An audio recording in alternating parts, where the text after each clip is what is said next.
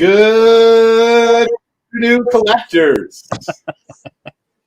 Welcome to another edition of Leighton's Loft, our weekly podcast here, which also happens to be live on Facebook on Leighton's Loft Facebook page every Wednesday at 4:30 p.m. Now, of course, you can listen to us afterwards. If you'd like, it's a blast. But the one key component you're going to miss if you don't tune in live is a bunch of really fun giveaways and all the interaction of our live community. So hopefully you can join us this week and every Wednesday at 4:30 p.m. Eastern Time, right here on Leighton's Loft.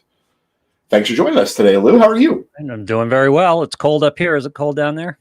It is. It started snowing out of the blue today, and my lovely wife is downstairs, I believe, on a phone call. Love you, Julie. Mm-hmm. So apparently, because it was snowing, I was supposed to know coming back from tennis that meant multiple things in the yard had to be moved. Uh-oh. And then this is what's very interesting. Once again, honey, I do love you. So what's really interesting, Lou and gang, thanks again for joining Vintage Breaks. Hi, Cody. And Just Collect, and of course, all of them under one roof of Leighton's Loft this week. What's up, Rocco? So was really interesting, Lou. Some of these serious snow. This wasn't just flurries or anything like that. No, I mean, listen, this stuff didn't really add up to anything. But, Listen, you know how it is, right? You see snow, at least in the New Jersey, you can't buy bread for a week. Milk's gone for 10 days. My kid's like, where's my milk? Yep. Right? So anyway, Jules comes in the house. I could tell she wasn't happy. Let's just say that. Apparently there were some things I was supposed to move inside. But this is the kicker. When she told me about what I had to basically do right away, and I got the hunch I had made a mistake, and let's just say I did. You're an experienced husband. You picked up on the vibe right away. Exactly. So what's really interesting is the items were no longer now in the backyard. They were moved to the garage, but what's really interesting is the garage was no longer, that wasn't the holding place. So instead of them having to move a shorter amount of distance from the outside to our home in the basement, they were now further away. Oh, I see. Yeah. Right? To be brought inside, only to be told when she came inside, bring them downstairs. So I'm thinking to myself, honey, we understand the difference, like the shortest distance between 2 points generally is as straight a line as possible. Hey, what's up, Har? So I'm just suggesting we might work on geometry in the Sheldon household next week. I think it was more of a statement than a geometric exercise. Yes, it was. That's all. Oh man! But thanks again for everyone who's joining us today. What's up, Mike, Ernie, Ken, Danny, the rest of the gang? We'd like to start off a little bit differently than usual. We're going to bring on our version. I mean, should I say it even? Vanna White, but yet it's J5. So take that as you will. We'd like to show off a new set break that we just had to go live today, Lou. And normally, we don't have the opportunity, but look how on time we are today. The music is flowing.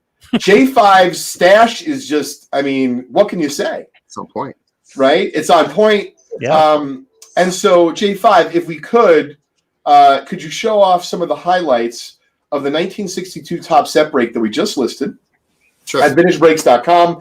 And the reason why we're bringing it up, what's up, Dougie? The reason why we're bringing it up is that it's not only for sale and live on the site, but it is going to be, Lou, 7 of our prizes today. Ooh. We're going to give away 7 spots in the set break. I have to pause here because we do these giveaways all the time. You do them on the rest of the shows. You've done them here on the PSA show and here on Leighton's Loft. These giveaways are not insignificant, as we found out this week.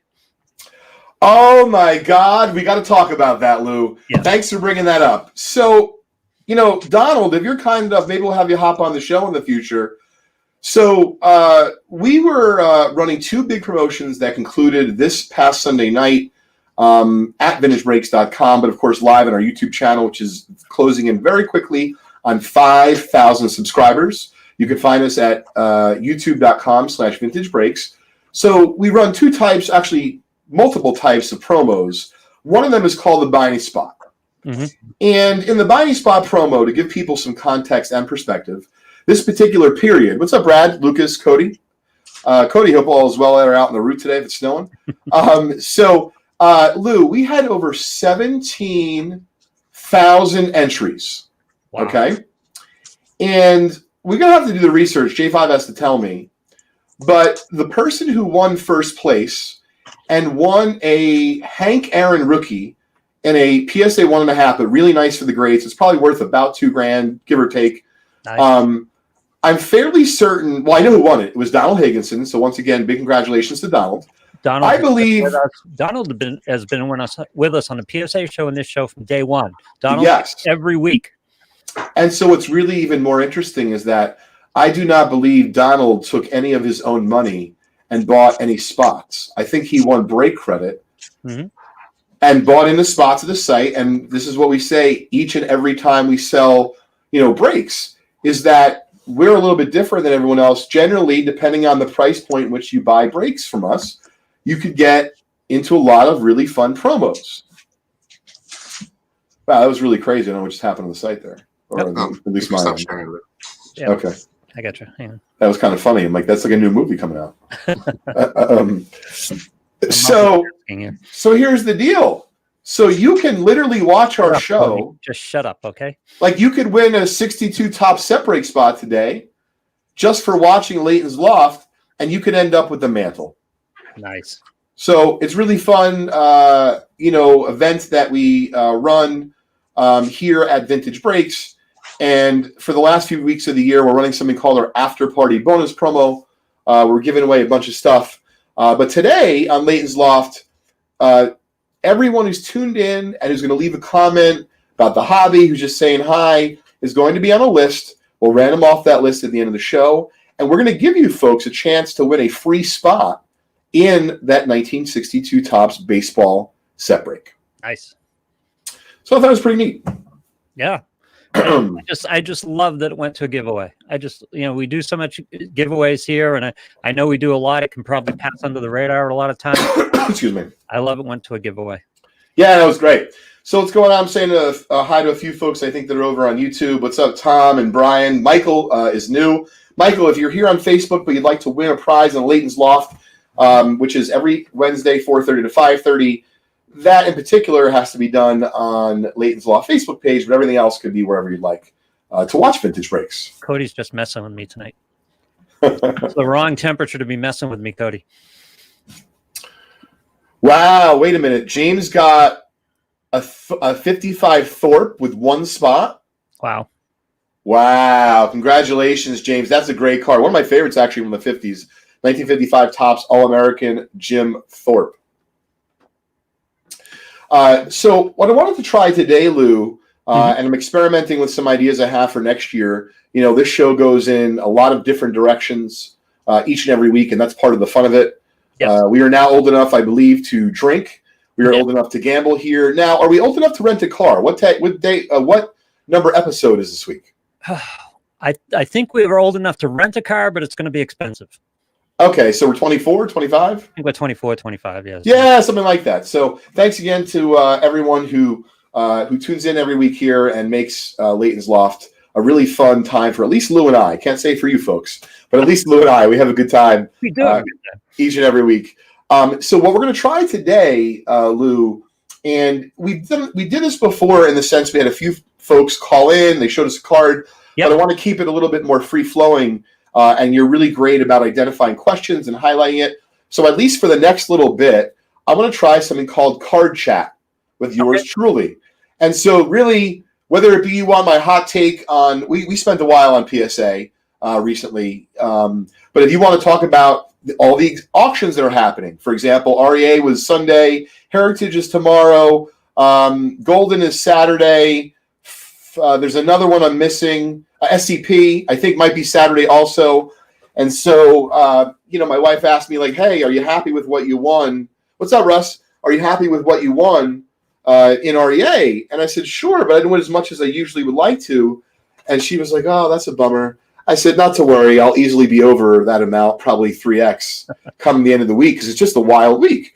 Yep. But it also, and this is where I want to start Card Chat with yours truly, Leighton from Leighton's Loft this week, and we're trying out some ideas, Lou. We'll talk about offline for early next year. But basically, what I'm considering doing is I still want to keep the Loft. I want to have fun with this show where you can really have anyone from a Michael Holly, right, to maybe we get lucky and not just Darren Ravel, but maybe Dominique will come on the show one time. But like then we can also have Joey Gatto on. Sure. So I really love doing that. But what I'd like to do is I'd like to offer some content to the community, meaning not just Vintage Breaks, but to the collecting world, where we're going to focus on cards, because that's not only my love, but it's also what I know best. Right. It was fun last week. We had Michael Hawley last week, which was great, but it was fun last week trying to fill out that collector's card set where we were looking through the cards and just. I had a blast. I actually have this stuff right here. I want to make sure we get those cards off the PSA forum. It was a blast. Shout out again to Corey in the 76 Pursuits. I think he's going after another mid-70s set.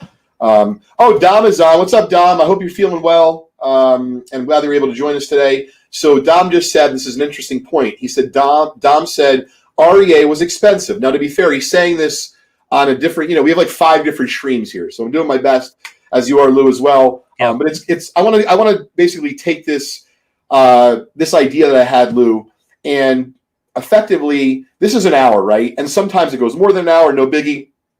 But the way we chop up the show, I kind of feel like I'm always struggling to talk about cards just a little bit more.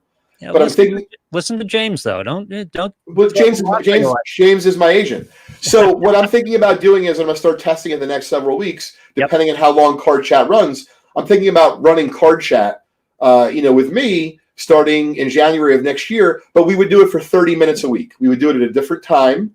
Yep. You and I can talk about offline if it fits your schedule. I'd like to see if we can make that happen. Right. But what I'd like to do is keep the focus there about cards. So that way, hey, as much as I think the story is hysterical about the umbrella and the base and all the stuff that had to be moved in my house earlier today, there's other people, frankly, who don't give a shit about that, and they'd like to just hear about cards. Yeah. And so for the next little bit, we're going to talk about Card Chat. And Card Chat, we're going to get back to Dom in a minute, can be anything. So Dom said, and I quote, REA was expensive, only got 2 lots I wanted. So I want to give some people a little bit of perspective when I bid in the auctions, because I think it's not really fair to Dom and anyone else who's bidding. Like, I'm bidding a little bit different, meaning I'm bidding for, here's the list as we go. I'm bidding for Just Collect, right? That's a company where we buy and sell. You can check us out at justcollect.com, free appraisals, a whole bunch of other free stuff, free resources about cards and information is on there. Check it out. Then, of course, I'm buying for Vintage Breaks. Yeah. Generally sticking to wax. But you know what? Like, I bid on a Ty Cobb signed letter, which I almost bought to give away. It went for about $3,000, I think. Went a little bit more than I wanted to go, but it was handwritten. It had Babe Ruth mentioned in there. It was great. It's like I'm always on the lookout. Then, now I'm guessing when you're shopping for them, when you're on auctions for them in the DFS business and daily fantasy sports, we have this thing called overlay, which is where if there's supposed to be 100 people in a tournament and it's right before the closing time and there are only 70 people in the tournament, you've got 30 spots of overlay. In other words, that's less competition, less chance to win. So I'm guessing what you're looking for with those businesses is a little bit of a price point, right? Something you can turn around. Yes. And to be fair, like, what's really cool is in each of those spots that I mentioned so far, Just Collect and Vintage Breaks, in some cases, I'm absolutely looking to quote unquote buy, turn it around quickly. I don't use the term flip, but just, sell it quickly and efficiently. However, there's sometimes, and this is the more fun time, where and by the way, shout out to any of my partners of Vintage Breaks who are watching today. They're like, Leighton, what the fuck are you doing bidding on a Ty Cobb signed letter? guys, genius at work here.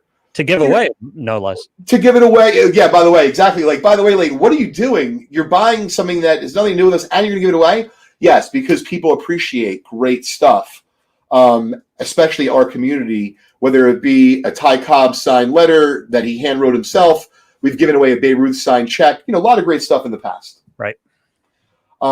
Yes, Mile High. That's it, Greg. I knew I was missing. I mean, like, I'm literally. It's hard to keep track of. I put it on my phone. Yeah, but he's at Mile High. Yeah. Yeah, Mile High Auctions. Shout out to Brian. So they have an auction, I think, ending tomorrow. They have a bunch of wax, although not as much as I would have liked. Did I ever tell you the story? You talked about a Babe Ruth signed check. Did I ever tell you the story? One of the first book signings I ever did for the T206 collection was at the Sports Museum, which is at the Garden in Boston. Okay. And displaying with us were the 2 checks that were written out by Harry Frazee to Jacob Rupert for Babe Ruth. Really? Yeah. And like physically in person, I was holding them in my hands. That's nice. Yeah. And that connection to history, actually having the piece in your hand, is just incredible. Oh, I agree with you. That's what we miss most about conventions is meeting folks and then, being able to see the stuff, holding it, taking pictures with it, whatever the case, may be. And so, getting back here to Card Chat, fire away with any questions you have. But yes, great auctions are running right now. Once again, from the top, the auctions that I know of this week, shout out to our friends at Golden Auctions, right? Mile High, Heritage, SCP, and of course I'm leaving out eBay. No, we didn't buy a Babe Ruth signed check off Ravel. In fact, I believe I've never bought anything off Darren. I don't like doing business with friends. Not to say if you buy from me that you're not my friend. It's that I like, if Darren hit me up and said, Leighton, I have something you have something on eBay I want. Like, would you do a little better? Sure, I would do a little better regardless if it was Darren or someone else from the community. Right. But I don't like to I don't ever try to sell my cards. Yeah. If that makes sense. That does all. So if you have any questions that you want to ask about the card business or, anything that's on your mind, by all means, give us a shout. Just put it in the comments and we'll talk about it here. Yeah, I'm reading about some of the other comments here from our other stream of chat. Rick, you're right. Prices have been pretty high. Thanks, Justin. Justin was saying he thinks that we do a great job with the promos. We did a really nice 91 Desert Shield pack the other day where him and his son got a free card. It was pretty cool. I still believe I have a Desert Storm set somewhere. Desert Storm or Desert Shield? Desert Storm, you mean like the actual war cards? Yeah, the actual war cards. They're not worth that much, unfortunately. No, the Desert Shield with like the Topps 1991 cards with the little shield insignia on each card, Lou. Oh yeah, those are the ones that were only apparently distributed to servicemen and women. You gave me a Roger Clemens. Yes, I did. It's one of my favorite cards in the set. Yep, it's gorgeous, sitting there next to the left field wall. So I just showed off the other day. I have over 250 cards signed from the Desert Shield set, including that Roger Clemens. Oh, nice. Great. So I got two nice questions coming in here. First one, if you can pull it up from George. George G is asking the best way to find card value if there is no comps. Great question, George. I will try to be succinct, although it is definitely something that takes practice. And what I mean is, it doesn't matter what business you're in, but when there's a lot of data, just because there's data, Lou, right, like in the fantasy business, or you're trying to make picks, you can't assume that all the data is what you need. So the thing is, data can be very overwhelming. Yes. And so my best advice is sign up for vintagecardprices.com if you have a few bucks and you want to pay for a monthly service. You can also sign up for an annual membership. I've known Bobby since he founded the company around the same time I founded Just Collect about 14 years ago, which is really wild. It makes me feel like an old man. So vintagecardprices.com would be my first recommendation. If you don't want to pay for anything, use eBay completed auctions and the auction data on psacard.com. Or go directly to collectors.com, and they have auction data on there.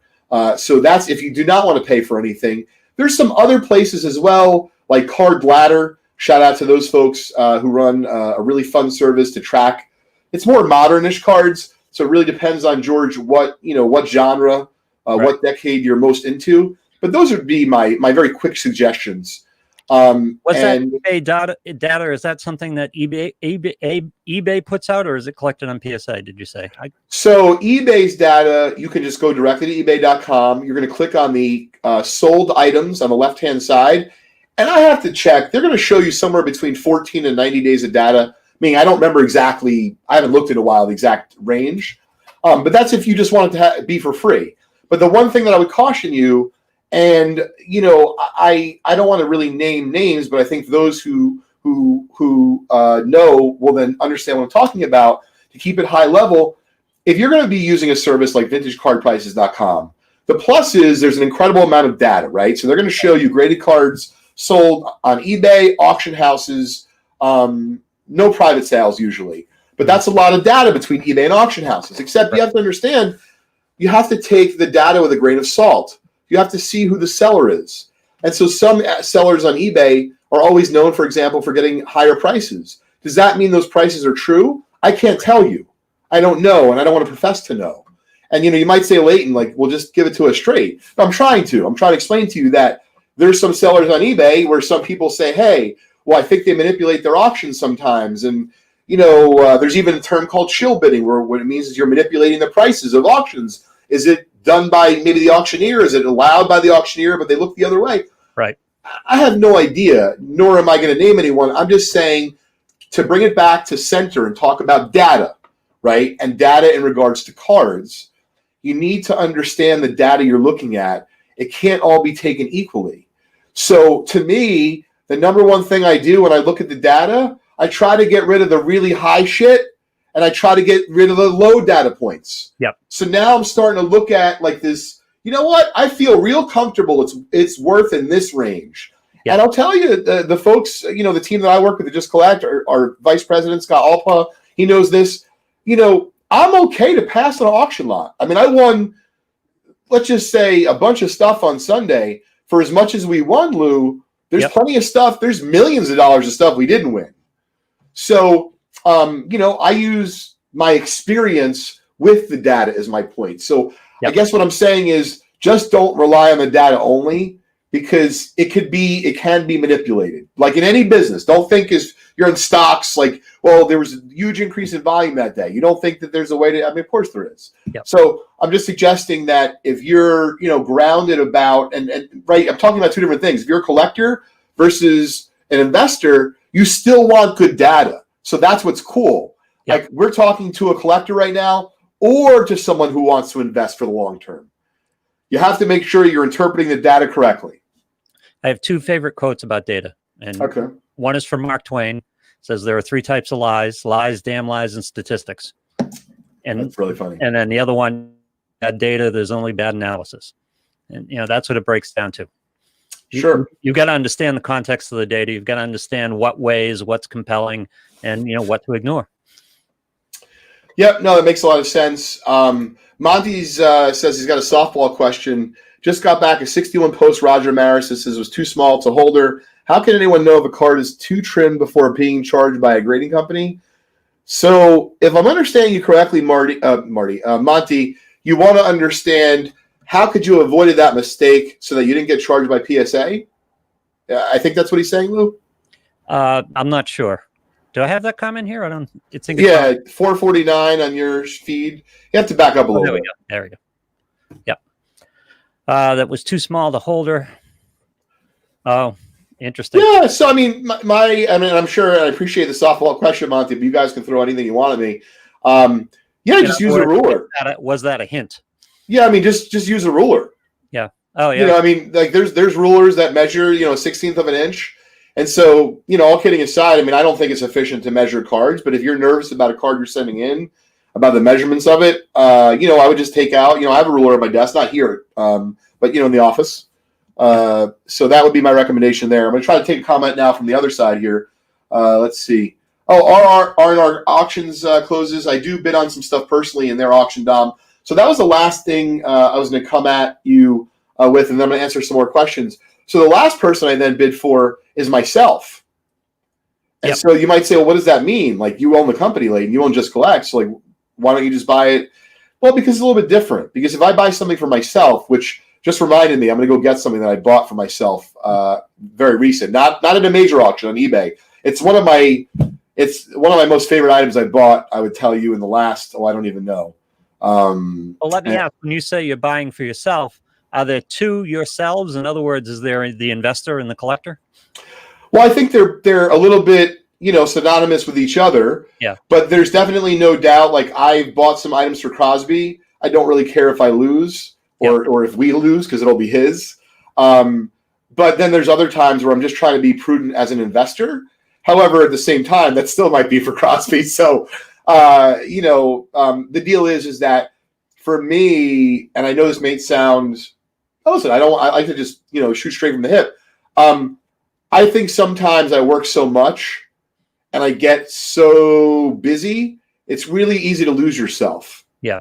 And so one of the ways that I can hang on to myself, this is the truth, and that's why I slowed myself down, in these auctions and amongst all this work, is to make sure that I'm still looking. Is there anything cool I like for myself? Even if I don't win it. Right. Just like the feeling of like knowing what's going on. And so actually I did win a really cool item. I should have told you to pull it up on the screen, but we'll talk about it when I get it in next week. I won a really cool photo out of REA amongst a bunch of other stuff, the photos for myself. However, I'm going to go grab something that I won for myself recently off of eBay, and then we're gonna take Michael Bennett's question about card chat. Just 1 minute. Hold on 1 sec. Let's see if I can find Michael Bench. We're doing card chat here, which means you can ask a question to Leighton here in the comments. We'll do this sometime when we can send the link out and have people actually on the air and talk. But today, I'm going to do a little simple so everyone feels a little more comfortable doing it. If you have a question for Leighton that you'd like to have him answer, by all means, put it up here. I'm looking for Michael's question here. I'm going to make sure I have everything up. Now, Brian, love my background. A little Gillette action going on there. All right.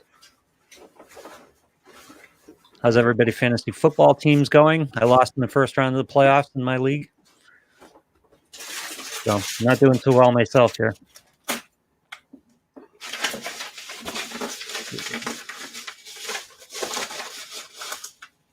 I am being put on the spot. Thank you, Jeff. Thank you so much.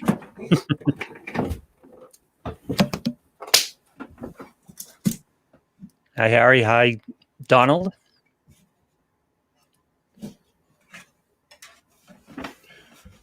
All right, Lou. All right, what do we got? Check this out. Let me put this up here. There we Are go. you ready? So realize it's... I'm trying to think about the best way to say this. Yeah, so I like that it's really cool. I like the way that it looks.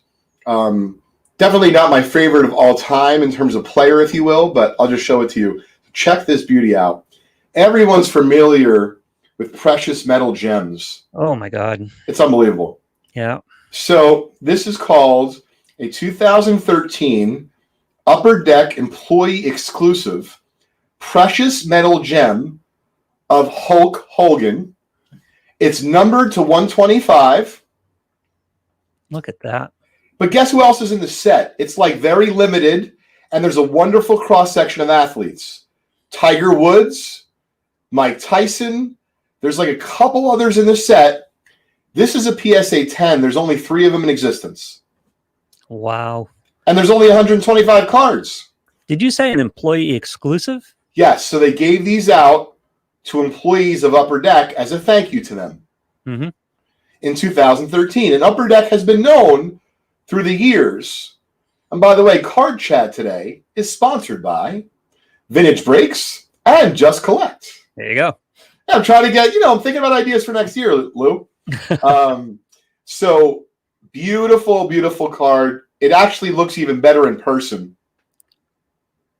So do they give these cards to the employees expecting them to put them in the market or expecting them not to put them in the market?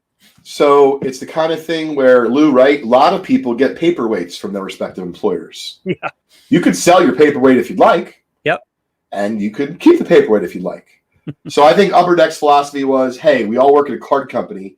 Yep. Let's give you folks something cool that people on the outside can't get. Right. And I think that was a wonderful idea that they did that. Now realize part of what makes this card even harder to get, per your comment just now, Lou, there's some employees or former employees of Upper Deck that will never sell their precious metal gems. They just don't care. Right. Yeah, I did not get this from a friend at Upper Deck. Yep. I bought this on eBay. And in fact, I had a higher snipe in. So what's really cool is I texted just a few people that I had this card. And, I told them what I paid. I'm going to tell everyone what I paid in a second. And like immediately they're like, oh, you want to sell it? And I said, no. So basically someone offered me double for it. I paid $1,700. Yep. In change. Right. And I bought it on eBay and I set my snipe higher. And so a buddy of mine says, I'll give you $3,500. And I said, I'm not going to do that. Right. And so he didn't really understand. He's like, yeah, but you sell cards. I said, no. That's one of the things that I do. Yeah. No, I'm being sincere here, right? Like, if I didn't collect, I might honestly be in medical sales for a living. I don't know. Yep. That is... Now, that's graded by PSA. Yep. If I've got that correctly. You'd never buy one of these ungraded, right? Because I can guess... I would, sure. Really? How would you... So this is what I want to talk about. Well, first I'll answer your question direct. Is it public notice that they put out these employee Yes. only cards? Yeah. Okay. Yeah. They've been traded. To give you some perspective, like the last Mike Tyson sold for like a few $1,000s. Wow. So I put in a bid for this, which, like I said, I was happy to get over about 1,700. And, the guy, so I would buy the card, yes. To answer your question directly, Lou, I would buy it ungraded. But to be fair, I have a little bit of an edge. I've been doing this for a very long time. So I feel very comfortable buying ungraded cards. So getting back to this for a minute in terms of the offer. So basically, I text back with my buddy, and then I talk to him on the phone because, sometimes things get lost in text. I say to him, listen, man, I want to keep the card. I really like it. Crosby likes wrestling, doesn't like wrestling. I actually like the card. I think it's cool. Right. He goes, yeah, but dude, you're going to make like $1,800 in like a week.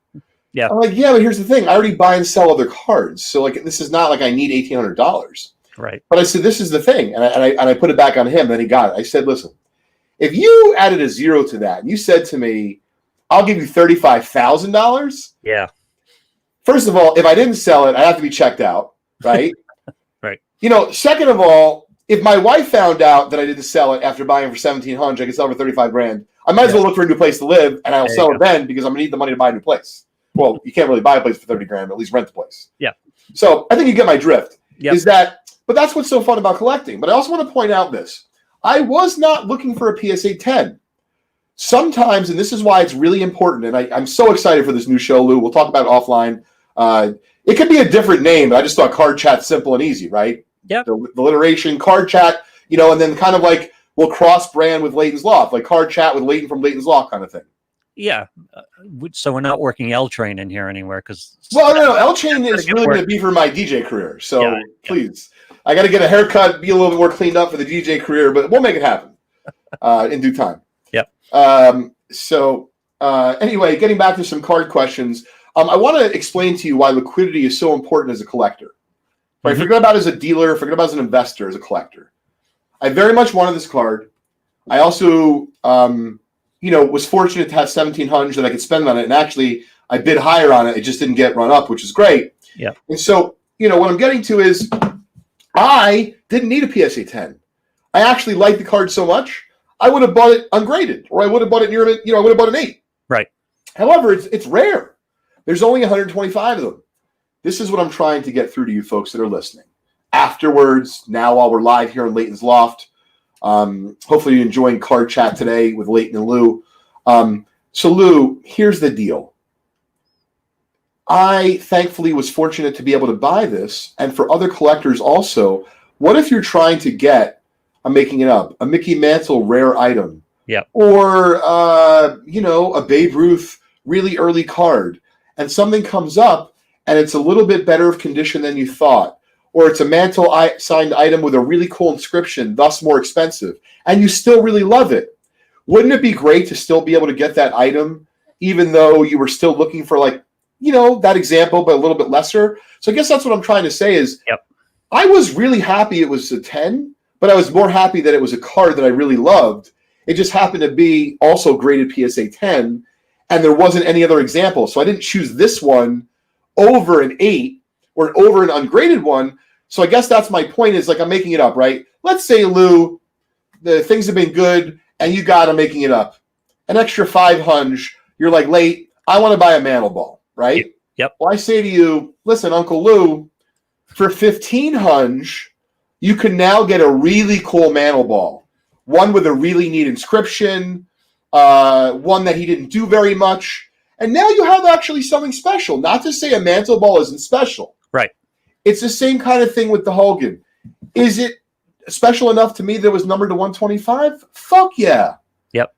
But there wasn't another example to buy of this precious metal gem Hulk Hogan. In fact, I tried really hard, and I texted a few buddies that I knew weren't going to buy the card in competition with me, but I also respect their opinion, and said, hey, I'm going to go heavy on this card. I just really like it. Do you think I'm nuts? Like, well, it might be a little bit high, but, I didn't have the opportunity to buy a cheaper version. Right.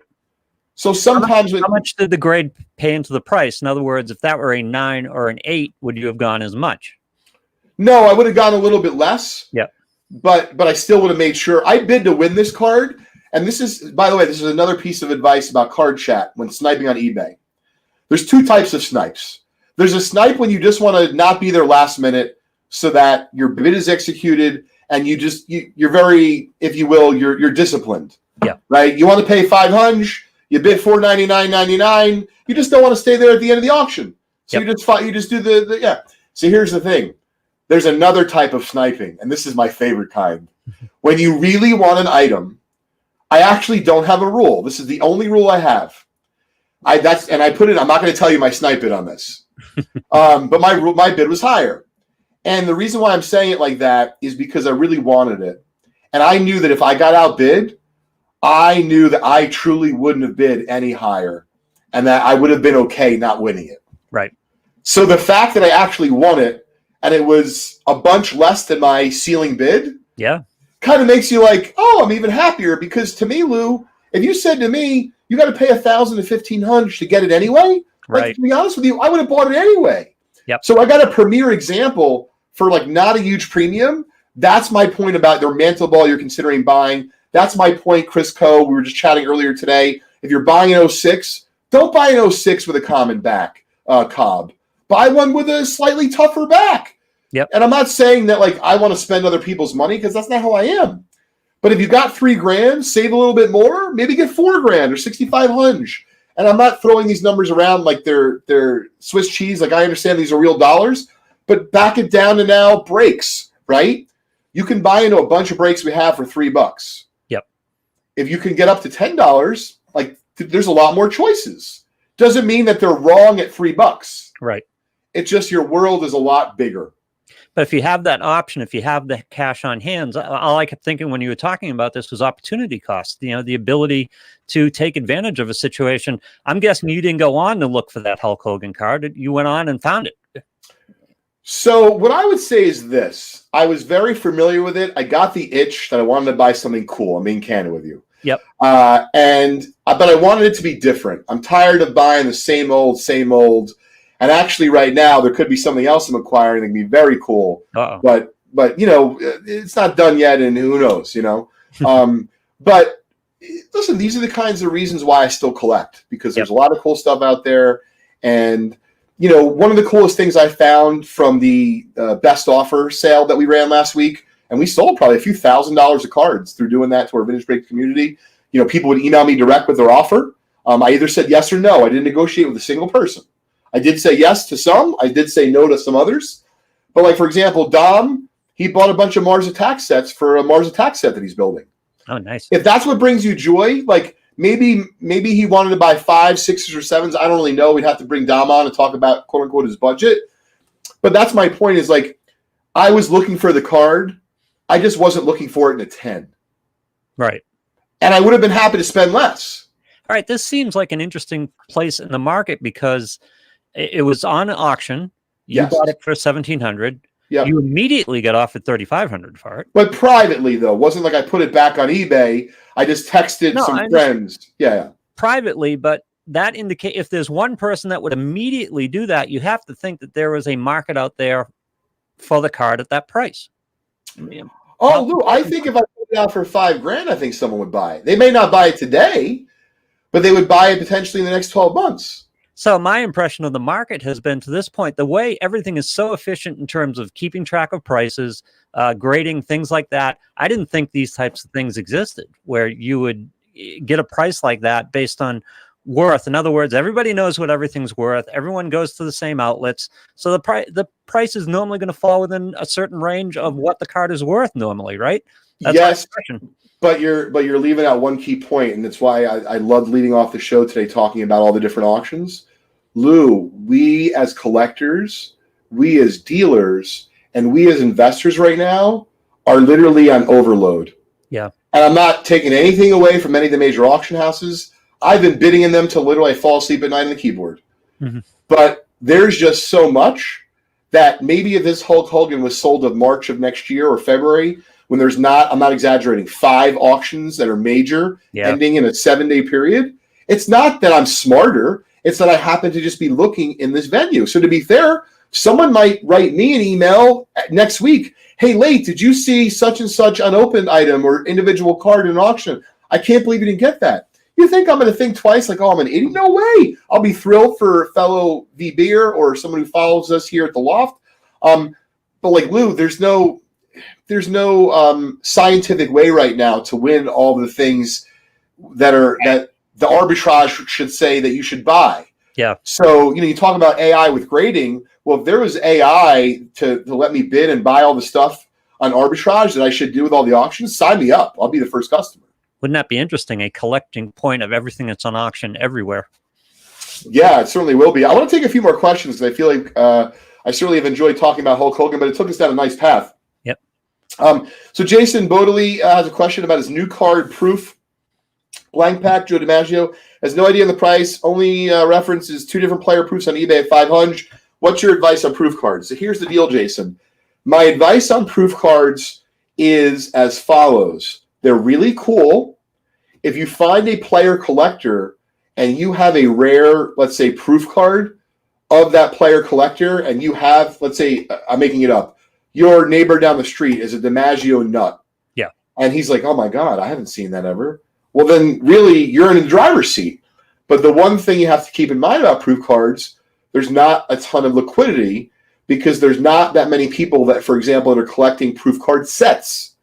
So the only ones that you're really going to be able to appeal to are the proof card individual collectors. And thus, to me, it is a perfect card. If I was going to list it for sale, for example, on eBay, I would list it for fixed price. I would not list it at auction because you might get killed. Yeah. There may be 2 people that are interested, but only want to pay a certain amount of money. But one of those people might actually be willing to pay $500, $750. However, you'll never get there if you put it at auction because it only goes up in price when people bid against each other. And if you put it on a particular price and maybe you get 2, 3, 4 people who have interest in it, are they able to correspond with you so that you can have a talk? So it's like, I'm not willing to pay the $500 for it, but if you get around $350, $375, contact me. Sure. So we have that regularly with Just Collect. We have items in our eBay store, even though we don't have best offer on it, which is a feature on eBay, Lou, that allows you to place an offer for an item and interact with the seller. We have lots of people who will write me an email and say, hey, you have any room on this, flexibility? And to be fair, I do the same thing on eBay. I mean, almost like, unless I just have like a ton of shopping to do and I have to buy a lot of stuff and I just need to fire through stuff to buy, I'll always ask because even if it takes 2 seconds, I literally copy and paste, a message. So you send it out on 20 of them, 2 people come back with a little flexibility. Well, guess what? Those are the items I'm buying. I'll tell you what, that's a great tip. It's funny. I take those kinds of things for granted, Lou, and everyone else who's listening to Leighton's Loft this week or who is tuned in with us live right now. Thanks for joining us. This is Card Chat with L Train. I like that. So my advice is if you want to buy 20 items on eBay or 10 items, 10 cards, whatever the case is, but you're not sure, like you're just twisted up, you don't know exactly what to do, email them all the same message or message them through eBay, all the same message. Be polite is my first advice. Yep. So like if someone writes to me, hi, comma, blah, blah, blah, hope you are well. I know that may sound really silly. No, it's not. If someone writes to me and says, yo, what up, bro? Can you do better? Maybe I will. I would tell you that I'm just a human being like anyone else. The nicer someone is, there's a better chance you're going to get some nice feelings and maybe some nice treatment, i.e. a better price back. So my advice, and this is what's really fun, sometimes here's a little secret. I'll go out on eBay. I'll buy a bunch of graded stars of Hall of Famers we can give away through Vintage Breaks. I want the best quality, but I do want the best price. Right. I want both. I'll fire out 20 questions, 3 people write back. Guess what? Those are the 3 cards I buy. Yep. Done. So as a collector, that's a really great way to feel good about what you're purchasing because you're going to get a slightly better deal on those few you decide to execute. Yeah. Approach is so important because if you send out that letter that says, you're never going to get that price for that, bro, I'll give you this for it. And by the way, you should be happy I'm giving it to you. That's a whole different correspondence than, hey, listen, if it doesn't go at that price, I'm interested in a little lower price, hit me back. That type of thing. Yeah, absolutely. I'm reading a couple comments from our Vintage Break stream. Steve Strange is saying, it's wild when I can type in a bid based on the product and how much time is left, an unreal number of times with a few bucks or even a lot of times right on the bid exactly. Yeah, I mean, listen, I totally agree with you. That's why I try not to stay up and bid like that. I try just to put in my snipes. But when it comes to major auction houses, there's more money on the line usually than just bidding on eBay. I did want to take Stuart's question here. Thanks for tuning in halfway across the world, Stuart. Stuart's asking the amount of cards being printed at the moment. Do we think we have a semi-junk period coming like the 90s, or because of the variety being printed, it won't happen? It's a very, very good question, Stuart. And effectively, for those who are listening, Stuart's saying, hey, based on the junk era of the late 80s and the 90s, people are starting to talk about today, they're producing a lot of cards as maybe this is like another junk card era. Right. But then the flip side is there's a lot of different variety of cards. And so, well, will that not happen? Here's the deal, Stuart. The short answer is we don't know. But I will tell you, one of the things that really worries me is that even in the 90s, there was a few different brands, thus a few different rookie cards of Ken Griffey Jr., right? You could buy his upper deck, his Donruss, his Fleer, his Score, his Bowman. And that was a lot, Lou. Yep. That was a lot. And I'm not saying that was right. I'm not saying it's wrong. It just was. Today, that's more of like, 20 to 100. And so, do I think they're junk era cards? No. But I think what's going to happen is, unless your particular player, like let's for example use Luka, if Luka becomes an international superstar, great. Then maybe all 173 different of his rookie cards will sell. Yeah. But if you have a second or third tier, guy, I don't know that all 173 different versions will be desirable. And so does that mean that they're junk? No, but I can see it happen already. Like, I love hoops, meaning the modern game of basketball, because there's actually a brand called Hoops. I wanted to differentiate for those who are listening. But I admittedly find it very overwhelming. So I shout out to my buddy Drew and Chris Gilmore from Vintage Break South. I have learned an incredible amount about modern in the last couple of years, and I've always known about modern because that's what I handled growing up. But I've really become a vintage expert, and I've moved away from the modern game. And so coming back to the modern game, Lou, I myself right now, for example, want to buy a Luka card of substance. When I say of substance, for those who are listening, a card over $1,000, right? Not to say under 1,000 means it's shit, just, over $1,000, like I take very seriously. So is that substance based on grade, or is it based on brand? So that's what's interesting. Yeah. I'm now trying to find the best proposition. I don't care if it's a 10. I don't care if it's a 9. But I do care how the card looks. I want to really like it. Right. So that's implied. I know that sounds weird and corny, but like just because the market tells me, I'm making it up, that a Prism rookie is worth X. To be fair, I already have the regular, I already have the silver. But like, I don't always follow what everyone tells you to do. I I bought the Hulk Hogan because I love it. That's really why I bought it. So that's my point in regards to like when I'm looking for a card. So like I found a few, but Lou, ask Drew. I'm going to have Drew on with a show and hopefully soon for a few minutes talk about basketball cards.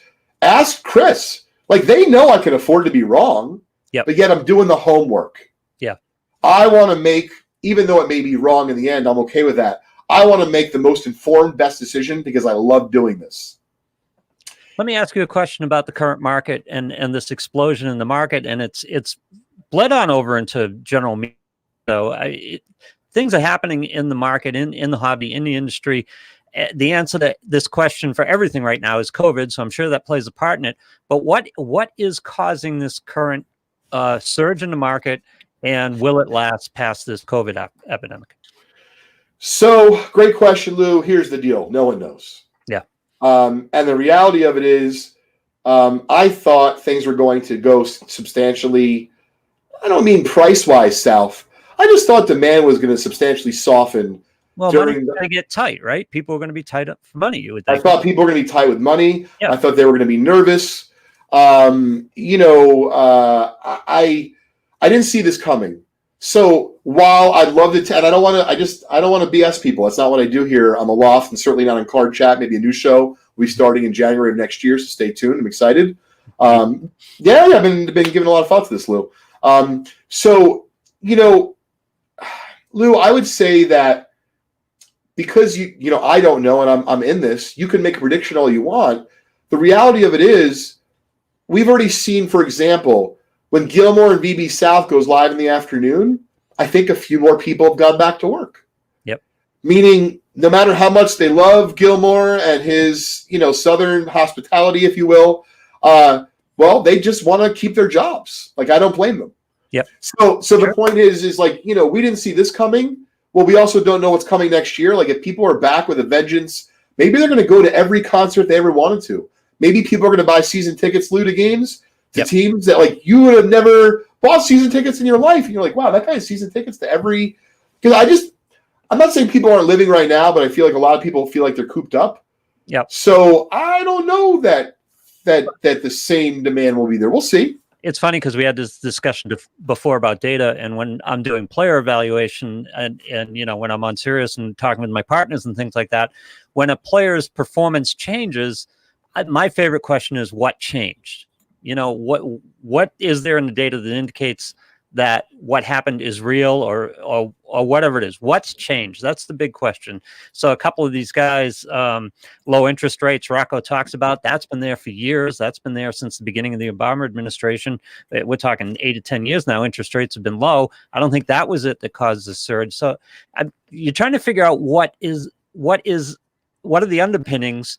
And so when we get out of COVID, whenever that happens, 2022 or 2021, late 2021, whatever happens, and we get back to the so-called new normal, is that underpinning going to stay? Is this business going to stay? So I don't know. Is it budget from not buying season tickets that goes to buying cards? Is it that, I don't really know. I knew I never saw coming what did. Really fortunate and grateful that we've had, a wonderful year. It's a lot of fun doing this. And I think that people will still be in it, Lou. I think it's kind of what Chris is saying, but they may not be in it financially as much as they were. Right. Because but Christopher brings up the point about people coming into the hobby, being introduced to the hobby. Is that something you feel is happening? Is part of the surge just new people coming into the hobby? Oh, that's interesting. Yeah, no, there's a lot of, I'm on every platform and it's crazy, like meaning Instagram, Twitch, Twitter, Facebook, it's actually YouTube. It's like trying to learn so much about the different platforms is a little wild sometimes. So March to July or late July, when baseball started, I think the last weekend of July, when there was no games going on, maybe this is what the interest turned to. Oh, there's just no doubt in my mind, Lou, whether it be fantasy players, fans of just the live game itself. Yeah. And let's be honest, a lot of us did collect when we were younger. And then there was just story after story of, crazy prices in the industry. Even still, I got, a buddy texted me Sunday, found his 88 Fleer basketball set, wants to know what it's worth. The industry is getting a lot of exposure. Yep. And I think it's great. You certainly have to be careful, out there. But listen, I think that anyone who tells you that they definitely know is lying because they don't. Yeah. And even those who say, and I know there's been some talk, shout out to a couple of very interesting Instagram accounts that I follow. There's been some talk specifically on Instagram the last few days, and I wanted to cover it today. I see we have about 7 minutes left. Talking about there's folks even like dispensing investment advice right now about cards, about modern, not so much vintage per se. And, they're charging for it in the sense of, hey, join me, join my, call it Pantheon group, or join my investment group for the $19.95 a month, or in some cases more, $49.95 a month. And it's interesting. People have asked me, am I bothered by that? I don't know. I think that if that's a business model that you want to go after and you think that you have knowledge to offer people, that's one thing. I think where collectors are really bothered by that line of business, that model, is that A, what qualifies you, right, to be dispensing that advice, and then B, what happens when you're wrong? Yeah. Meaning do you admit to it? Do you just kind of shove it under the rug and you move on? And so, the best thing, of course, is to be transparent. But, in regards to the market, anyone who tells you, I'm making it up, hey, if LeBron comes back and wins another title this year, we could spend literally a whole episode on that and what that would look like in terms of analytics and his card, because I have my own thoughts on that. And there's a service out there called Card Ladder, and I think House of Jordans is a wonderful Twitter account to follow. They're part of that. So my point is, I'm into all that stuff, but at the end of the day, the data can help shape your decision. Yep. But if you only take the data to make your decision, I do believe you will get burned. Right. And so that is what I wanted to talk about, and I'm glad we're coming to a nice closing time, Lou. That's what I want Card Chat to be. Yep. So if I had to say what I want the new show to be, I feel like there's a lot of folks who are talking about cards, whether it be their collectors, whether it be their dealers, their investors, and they have their take and they're entitled to it. And some folks have got really passionate about the opposite take or what have you. Right. And I just feel like for me, I love it. I do this professionally. I also do it personally. And I have no problem, to the best of my ability where I can, be transparent about the dollars and cents of it. And so a lot of other folks can say, well, hey, I bought and sold this card, right? Or many of this card, and I did really well. That's wonderful. What I can tell you, bar none, Lou, is that I bought and sold, and I'm really proud of it because I've had a lot of fun. And it certainly did not know I would have been able to do this if you had asked me when I was 12 years old or 15 years old.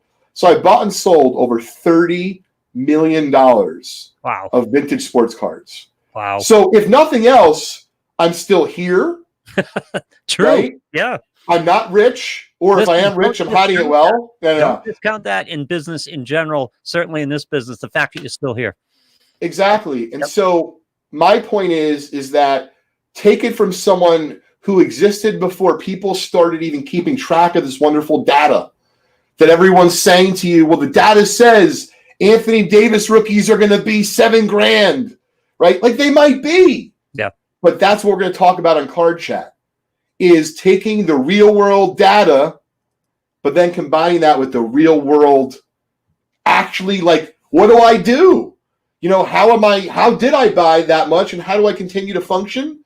Right. Meaning buying and selling, at a high level. And I think that's what I'd like Card Chat to be. But of course, we're going to take questions from, the audience. We're going to have lots of fun, parts of the program. But what happened to me, Lou, was interesting with last week's show. And this is the truth. This is how Card Chat was born for me. It was a long time coming, right? But yet last week was so obvious. There was two shows within one. Yes. There was Michael Holly and the banter with you and I and our audience before Michael joined us. Yep. Then there was the real, I say serious in the sense of, fun, serious discussion about PSA. Yeah, and industry talk, hobby talk. So I would like to talk Card Chat 30 minutes a week with folks live. I believe we'll do it live, but we'll see, in a way that I think would bring value to collectors out there. Why don't you hit Dom's question before we hit? Oh, sure. So Dom is asking, do I have a rule of thumb on the difference of value of PSA and SGC for the same grade? Unfortunately, I don't have a simple rule because it depends on the issue. So, for example, Dom, a low to mid-grade T206 Hall of Famer, non-upper tier. Like, and now I'm really geeking out, and I realize that, but it's okay. Like, so non-Cobby, non-Cy Young, non-Matty. So, like, take Fred Clark. You got a Freddie Clark in an SGC 3, his portrait versus a PSA 3. Frankly, I don't care which one. Yeah, I have. But if you said to me, I have a PSA 8 or an SGC 8, there's only one way I'm selecting the SGC 8 over the PSA, is if it has better eye appeal and or I know the provenance. And that's one of the things we'll talk about on Card Chat in maybe our first episode coming up. Like I said, we'll probably start it in January. Got to go over all the details with Uncle Lou. But I'm glad that everyone enjoyed, and I want to get feedback. Please, if you have any feedback that I wasn't able to answer everyone's question because I thought I'd be able to look at a bunch more comments in this. Thanks, Rocco. Glad you enjoyed it, Todd. Lou, if you could drop my email in the chat, Leighton@justcollect.com, so folks can give me feedback on today, if they'd like to see Card Chat, and if so, what kind of format they'd like. We're looking at doing it in about 30-minute episodes. Yeah, we'll do, when we do it with the questions, we'll be a little bit more formal with the questions and maybe cut down the other chatter while we're doing questions on the show. And then basically we can drop links in so people, if they want to come in via their laptop and video, maybe we can do a few of those during the course of the show as well. Absolutely. But in Loft style, we have to get back away from cards for a minute. Yes. And check this out, Lou. I bought a bag the other day. I preserved it. Please get it on screen, baby. Swedish mini fish crossed with crush. And I've saved the elusive grape. So hear me now. Who's the manufacturer of this? I'm looking. Hold on a second. Who is this? This is a registered trademark of Dr. Pepper. I already know that. Cross Soda. Yep. This is made by the Mondelez International Group. Hear me loud and clear, Mondelez. If you can produce these grape Swedish fish for the crush packs, Jesus criminy, give me full packs of grape Swedish fish, please. I beg you. All right. Do we want to do giveaways on the show? You want to do them on the show afterwards? We can let's have the team do that right afterwards. It's easier for them. We'll give away the 7 spots. Lou, this is a lot of fun today. I hope you guys enjoyed the format of the show. Very informative show. And I think it's a great idea for a format because people just want to talk. To have access to someone like you to be able to ask their questions, I think people would love that. Great. Well, I'm glad everyone enjoyed today. All right. And stay tuned on Vintage Breaks for more breaks tonight. We're back next Wednesday at 4:30 p.m. Eastern. Everyone have a good week, right? Yep. Stay tuned tonight. We'll be breaking until 1 a.m. with Vintage Breaks North and Vintage Breaks West with Sir Charles and possible really fun guests for next Wednesday. I want to confirm all the details of the next 48 hours. We'll let everyone know. Thanks, everybody.